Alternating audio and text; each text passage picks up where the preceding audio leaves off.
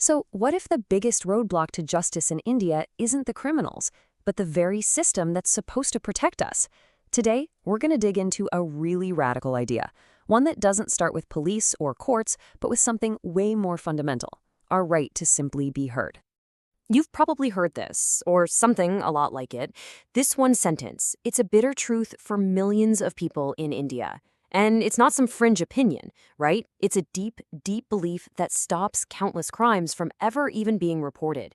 But here's the twist. This isn't about being afraid of criminals. It's about being afraid of the system itself. Now get this. This isn't a story about somebody being uneducated or naive. The victims we're talking about are often really smart, experienced people, including retired senior civil servants. So the answer to this question, it has nothing to do with being gullible. It's all about a fear so powerful, it can literally short-circuit your brain. All right, so here's how we're going to break this all down. First, we're going to get into the psychology of this fear. Then, we'll look at why the current system just can't seem to fix itself. After that, we'll get to the really cool part, a groundbreaking idea called the Geo of Justice, and what that would actually look like. And finally, we'll see how this is about way more than just policy. It's about a fundamental human right. Okay, first up, let's look at how this fear actually works in the real world, and how it can make even the most logical person do things that make absolutely no sense. The digital arrest scam is brutally simple. It's almost genius in a dark way. You get a call. They flash a fake ID on a WhatsApp video. They throw around a scary term. There's no such thing as a digital arrest in the law, but people just freeze. The word police, that image of a uniform, it's enough to make them do anything to just make the problem disappear. And listen, the amounts of money here are staggering. We've seen cases where retired IAS officers, top corporate professionals, highly educated people have sent their entire life savings, sometimes over 1 crore of rupees. So this isn't a scam that targets the uneducated. It targets a fear that's inside almost all of us. And that's the key right there. This isn't just a cybercrime story. It's proof of a much bigger, deeper problem: institutional fear. It's that voice in the back of your head that says any interaction with the police, even when you're the one who needs help, is going to be complicated, humiliating, and just trouble. People are literally paying criminals to avoid the possibility of dealing with the system. So this brings up a huge question. If we all know about this fear, why haven't decades and decades of police reforms fixed it? Well, the answer seems to be that we've been treating the symptoms, not the actual disease.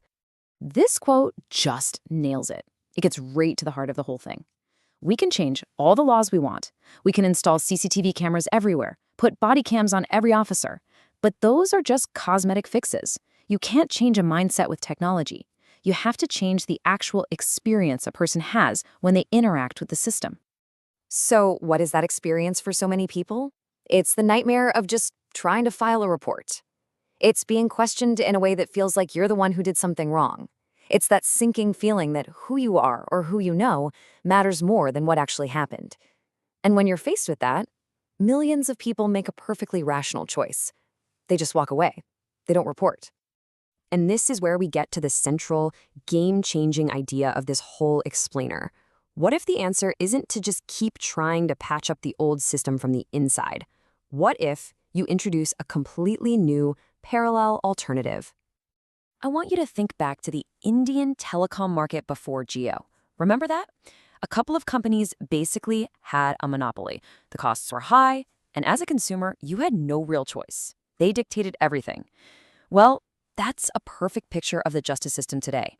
If you want to report a crime, there's one path, one door: the police station. It's a total monopoly on the very first step of justice. And then Jio entered the market. It didn't try to change the old companies. It just gave people a better alternative. And what happened? Suddenly, there was competition. The old players, they had to get better, they had to lower their prices, they had to be more accountable. The consumer finally had power. This is the argument. A new, fear-free way to report crimes would do the same thing for justice. It creates moral pressure, and it empowers the citizen. Okay, so this Geo of Justice sounds great in theory, but what would it actually look like? How would it work? Let's get into the blueprint for this new authority, which is designed from the ground up to be the total opposite of what we have now. The differences here are just wow. And they're all intentional. The khaki uniform, which carries so much history and, let's be honest, fear, it's replaced with a calming white or light color. The main goal isn't to investigate or take action, it's simply to listen and to record. And this is crucial. This new authority would have absolutely zero police powers, no arrests, no investigations. Even the job title, Safe Reporting Officer, is designed to say, I'm here to help, not, I have power over you. Now, here's a really brilliant part of this whole plan. Every single report taken by this new authority would have to be vetted by a qualified advocate. This is a masterstroke. It means a citizen's emotional, sometimes messy story gets instantly translated into precise, legally sound language. And just think about it. It would create thousands of jobs for young, idealistic law graduates across the country, tapping into all their energy and passion. It's a total win-win.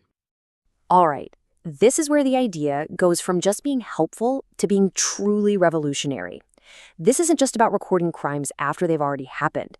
It's about using all that new information to build a safer future for everyone. The whole concept is called preventive justice.